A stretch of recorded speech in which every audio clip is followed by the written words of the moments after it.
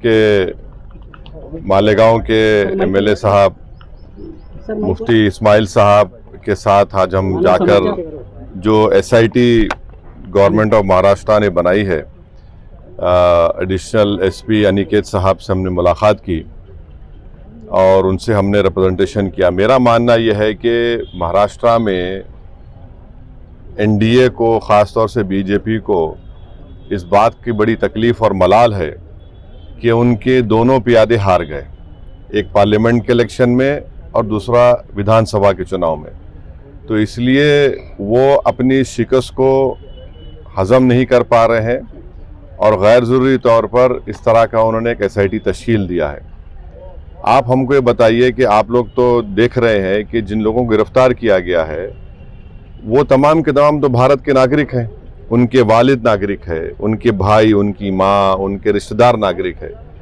उन पर जो केस बुक किया गया है वो डॉक्यूमेंटेशन में गलती एरर हो या कुछ वैसा है। ये कोई रोहिंग्या बांग्लादेशी तो है ही नहीं, ये लोग ना कभी मालेगांव में निकलेंगे। हम महाराष्ट्र के मुख्यमंत्री से ये गुजारिश कर रहे हैं, उनसे रिक्वेस्ट कर रहे हैं कि अननेसेसरी आप पूरे मालेगांव को क्यों सजा देना चाहते हैं।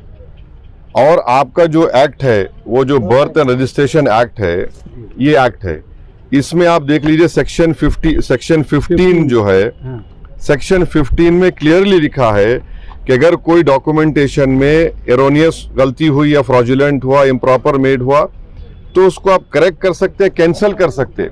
और सेक्शन 24 में आप देख लीजिए, उसको कंपाउंडेबल बना दिया गया है, पावर टू कंपाउंड ऑफेंस। तो आप इसको इस्तेमाल करिए ना। और ये खामखा एक इलाके को बदनाम करने के लिए, जो एक ज़्यादा तादाद में अल्पसंख्यक समाज के लोग रहते हैं कि रोहिंग्या बांग्लादेशी तलाश करो, जितनों को आप गिरफ्तार किए वो तो सब भारत के नागरिक हैं। पेपर में गलती हो सकती है। तो हम एडिशनल एसपी साहब से बोले कि आप यहाँ पर जो लोगों को बुला रहे हैं उनके साथ एक आदमी को अकम्पनी करने दीजिए, और जो धाराएं लगाई गई हैं 120B, इतने सीवियर धाराएं हैं, उसको दोबारा हम उनसे बोले कि आप देखिए उसको। और हमको लगता है कि अननेसेसरी मालेगांव को गैर ज़रूरी तौर पर पार्लियामेंट और असेंबली में उनको शिकस्त हुई तो कोई कंप्लेन कर दिया और आप इस तरह के एसआईटी बना दिए। तो ये हमारा ये मानना है कि यहाँ पर ना कोई रोहिंग्या है ना कोई बांग्लादेशी है, मगर जो गिरफ्तारी अमल में आई है वो तो डॉक्यूमेंटेशन के ऊपर है। तो इसलिए हम उम्मीद करते हैं कि हमारे अनिकेत साहब और उनकी टीम और ख़ास तौर से महाराष्ट्र की गवर्नमेंट इसको रिलुक करेगी, इन्होंने जो स्टेप लिया है। और मालेगांव में तो आप देख रहे हैं कि मुफ्ती साहब मालेगांव के दूसरे इश्यूज जो लॉ एंड ऑर्डर से ताल्लुक़ था, ख़ास तौर से जो बड़े बड़े ट्रक्स अंदर आ जा रहे, और जो परसों हादसा हुआ जिसमें 2-3 लोगों की मौत भी हुई है, तो इन दूसरे उस पर भी हम बातचीत किए। बस आपको इस बात की इत्तला देना था। शुक्रिया। तो मालेगांव में बार बार किरीट सोमैया, नीतीश राणे ये आते हैं, ट्वीट भी करते हैं और कार्रवाई भी होती है, और वो हिसाब से प्रशासन भी चल रहा है। ऐसा नहीं लग रहा लैंड जिहाद का मुद्दा लेके, बांग्लादेश का मुद्दा लेके नहीं, आप हमको ये बताइए कि अगर मान लिया जो वोट जिहाद हुआ तो ये लोग गाली किसको दे रहे हैं? इलेक्शन कमीशन गाली दे रहे हैं ना, ये इलेक्शन कमीशन को गाली दे रहे हैं।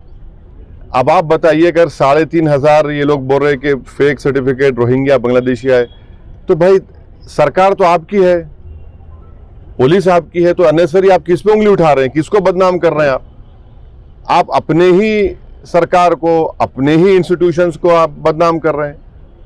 वोट जिहाद क्या मतलब भाई? यहाँ जनता ने वो फ्री एंड फेयर इलेक्शन हुआ, नहीं हुआ? फ्री एंड फेयर हुआ, मुफ्ती साहब जीते, पार्लियामेंट में आपको हार गए, आप फिर दोबारा आपने सरकार बना ली। आप सरकार बनाए तो वोट जिहाद नहीं बोलेंगे? आप हार गए तो वोट जिहाद कैसा हो जाएगा? मैंने फ्री एंड फेयर इलेक्शन हुआ नहीं हुआ हमको बता दें। जो लोग वोट जिहाद की बात कर रहे हो बता दें कि फ्री एंड फेयर इलेक्शन हुआ है नहीं हुआ, वो बता दें। नहीं हुआ तो फिर उन्हीं पर क्वेश्चन उठेगा ना। इलेक्शन कमिश्नर को आप अपॉइंट करते हैं, चीफ इलेक्शन कमिश्नर को आप अपॉइंट करते हैं, पूरा पॉलिटिकल गवर्नमेंट एजेंसीज आपकी हैं, तो फिर ये तो आप तो सिर्फ नफरत कर रहे हैं एक समुदाय से और एक इलाके से, बिल्कुल गलत है ये। मालेगांव शहर में अभी हिंदू सकल संत का एक प्रोग्राम हो रहा है जिसमें 2008 में साधु प्रज्ञा सिंह को मालेगांव लाके सम्मानित करने की बात हिंदू समाज की ओर से की जा रही है। इसको आप कैसे देखते हैं? देखिए, हम तो सिर्फ यही कहेंगे कि इतने लोगों की मौत यहाँ पर हुई है और उसमें एक्यूज्ड हैं वो, आप ज़रा उन मरने वालों का तो ख्याल रख लीजिए। कम से कम ट्रायल तो जो चल रहा है, ट्रायल हम देख रहे हैं, मगर एक ह्यूमन डिग्निटी भी तो होनी चाहिए किसी मरने वालों के लिए। आप जख्म पर नमक नहीं बल्कि जख्म को खोलने की आप कार्रवाई कर रहे हैं, तो गलत है ये। तो इसको तो पुलिस से हम रिक्वेस्ट करेंगे कि इस तरह के प्रोग्राम्स को वो देखें, गौर करें, उसके बाद अपना डिसीजन लें। सर किसी जो है वक्फ मामले में जो है आप लोगों की बातें सुनी नहीं है, ये कानून अगर बन जाएगा तो आगे और कितनी मुश्किलें पेश आएंगी? देखिए, वक्फ का जो बिल जो जॉइंट वर्किंग कमेटी को रेफर हुआ था, वो जितने अपोजिशन पार्टीज के एमपीज थे, बशमूल मेरे, कांग्रेस पार्टी के, टीएमसी के, डीएमके के राजा साहब, अब्दुल्ला साहब और एक एनसीपी के मेंबर भी थे, हम तमाम ने, हमारे इमरान मसूद हमारे छोटे भाई वो भी थे, तो हम तमाम ने उस रिपोर्ट के खिलाफ अपनी अपनी डिसेंट रिपोर्ट को दिया। मेरी आप लोगों से रिक्वेस्ट है कि मैंने भी 129 पेजेस की डिसेंट रिपोर्ट दी है, वो पब्लिकली अवेलेबल है, उसको पढ़िए आप लोग। उसको पढ़ने के बाद आपको मालूम हो जाएगा कि जो मोदी सरकार ने वक्फ बिल लेकर आया है वो वक्फ प्रॉपर्टीज को बचाने के लिए नहीं लाया गया है, वक्फ प्रॉपर्टीज को छीनने के लिए, उसको बर्बाद करने के लिए। और भारत में जितने मुसलमानों की बड़ी बड़ी ऑर्गेनाइजेशंस हैं, चाहे जमीयतुल उलमा हो, मौलाना अरशद मदनी साहब की, महमूद मदनी साहब की, जमात इस्लामी हो, all India Muslim personal law board के सदर मौलाना खालिद सैफुल्लाह रहमानी साहब हो, या फिर आपके मुंबई के जमीयतुल मशाइख जो है, इन तमाम ऑर्गेनाइजेशंस को रिजेक्ट किया है इस बिल को। ये सबसे बड़ी ऑर्गेनाइजेशंस हैं। दूसरी बात यह है कि आप हमको बताइए कि महाराष्ट्र में पंढरपुर की मंदिर है, पंढरपुर की मंदिर में कोई नॉन हिंदू मेंबर नहीं बन सकता, आप यहां पर क्यों बनाना चाह रहे भाई? और वक्फ की प्रॉपर्टीज जो है वो गवर्नमेंट नहीं दी, वो हमारे बुजुर्गों की खून पसीने की गाड़ी कमाई, वो दान दिया अल्लाह के नाम पे। और अगर कोई मुसलमान वक्फ की प्रॉपर्टी अल्लाह के नाम पे दान देता है तो उसमें उसकी औलाद का शेयर नहीं रहता, क्योंकि वो ऊपर वाले अल्लाह के लिए दे दिया गया है। आप बोलते नहीं वक्फ वाला औलाद में बच्चे का शेयर नहीं मार खाया जाएगा, कोई भी दान देता है। तीसरी बात यह है कि उसमें वक्फ बाय यूजर निकाल रहे। हिंदू धर्म में आप बीके मुकर्री साहब की किताब है, वो पढ़िए, जो सब मानते, उसमें लिखा कि बाई कस्टम बाई यूसेज वो टेंपल की प्रॉपर्टी हो जाती, वहां पर जब हो जाती तो यहां क्यों नहीं हो सकती है भाई? और वक्फ बाय यूजर ऐसा नहीं है जो बीजेपी झूठ बोल रही कि जहां आप दस्ती रख दिए, जहां पे हाथ रख दिए, या जहां पे जाके मुफ्ती इस्माइल साहब नमाज पढ़े वक्फ हो जाती। नहीं, बाबरी मस्जिद राम मंदिर केस में 4-5 पेजेस है, पैराग्राफ्स है, जिसमें सुप्रीम कोर्ट ने वक्फ बाय यूजर को अपहेल्ड किया, अब उसको निकाल रहे हैं।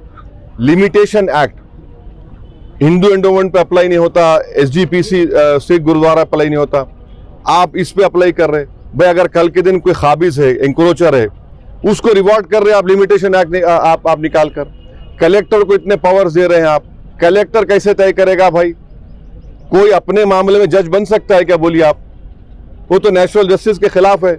और उस बिल में यह भी लिखा गया कि अगर कोई भी जाकर कलेक्टर को दरखास्त दे दिया कि मालेगांव की मस्जिद जो है वक्फ नहीं है, तो कलेक्टर अगर इंक्वायरी ऑर्डर कर देगा तो इंक्वायरी कंप्लीट होने तक वक्फ की प्रॉपर्टी नहीं रहेगी। आप समझ रहे इस बात को? माने ना टाइम लिमिट है उसमें। तो जितने अमेंडमेंट्स लेकर आए हैं, अच्छा उसमें और एक अमेंडमेंट लेके आए कि भाई 5 साल तक जो मुसलमान इस्लाम कबूल करता हो 5 साल तक दान नहीं दे सकता। अब उसमें क्या लिख रहे हैं? उसको डेमोन्स्ट्रेट करना पड़ेगा। क्या डेमोन्स्ट्रेट करना पड़ेगा? मुफ्ती इस्माइल साहब देख के बोलेंगे हाँ ये नमाज पढ़ रहा, एक्सेप्टेबल होगा मोदी साहब के लिए? ये दाढ़ी छोड़ना डेमोन्स्ट्रेशन है, उसको डेमोन्स्ट्रेट करने के लिए, उसके रिलीजन के लिए? क्या रोजा रहना डेमोन्स्ट्रेशन? आप कौन होते भाई? अच्छा वो 5 साल तक नहीं दे सकता मगर किसी और धर्म को दे सकता, वो उसमें लिखा हुआ है।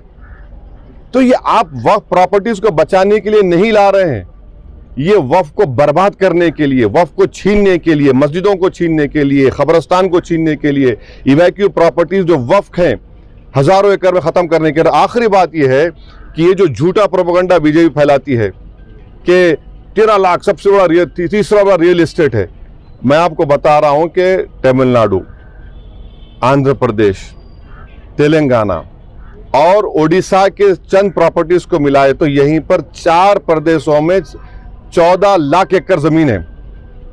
मैं यूपी, बिहार, राजस्थान को नहीं मिलाया हूं, महाराष्ट्र को नहीं मिलाया हूं। तो ये आप क्यों, ये तो सिर्फ हमारी धर्म की प्रैक्टिस से हमको छीनना चाह रहे हैं आप।